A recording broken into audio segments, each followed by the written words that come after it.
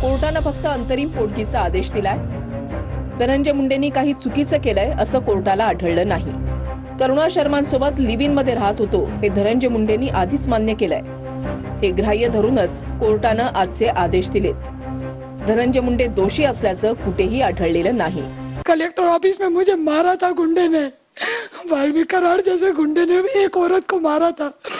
मेरे गलत तरीके से मुझे छुआ था, पर जब मैंने अपने घर में आके अपने बच्चों को बताया तो मेरे पति ने उनको बोला कि नहीं मम्मी झूठ बोल रही है, तो बच्चों ने भी वही मान्य कर लिया कि मम्मी झूठ बोल रही है। 3 साल से ये लड़ाई मैं अकेले लड़ रही हूँ, मेरे पीछे कोई नहीं था इस लड़ाई में, सिर्फ मेरे वकील थे और मैं थी। आज मेरे मन में भी कई बार विचार आता है कि मैं आत्महत्या कर लूं, पर मैं आत्महत्या करने का सोचती हूँ तो मेरे सामने मेरी माँ का चेहरा आता है जो आत्महत्या करके मर गई, पर आज हमारा सोचा नहीं उन्होंने। जे आम्ही 15 लाख रुपयाची मागणी केली होती, पण ते मान्य झाली नाही 2 लाख रुपये। पण 2 लाख रुपये मध्ये काय होत नाही मुंबई सारखी मोठी सिटीमध्ये 2 मुलाबाळांच्या सोबत।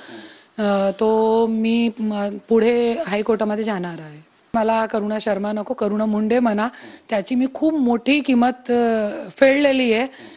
मारहाण, जेल सगळं भोगलेलं आहे आणि करुणा मुंडे जे टेक मार्क आज मुझे कोर्टाने दिलेला आहे। बायको म्हणून मला पोटगी दिलेली आहे आणि पहिले बायको मान्य केलेला आहे, त्याच्याबद्दल मी कोर्टाच्या खूप खूप हृदयापासून न्यायाधीश साहेबांच्या, न्यायालयाच्या आणि जे माझे ॲडव्होकेट होते गणेश कोल्हे, त्यांनी 1 रुपया न घेता केस टाकला आणि पूर्ण केस लढली, त्याच्यासाठी त्यांचा पण खूप खूप आभार।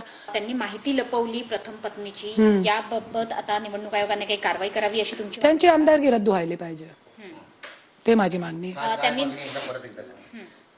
कोर्टामध्ये केलेला आहे मी की त्यांना ते आमदारकी त्यांची रद्द व्हायला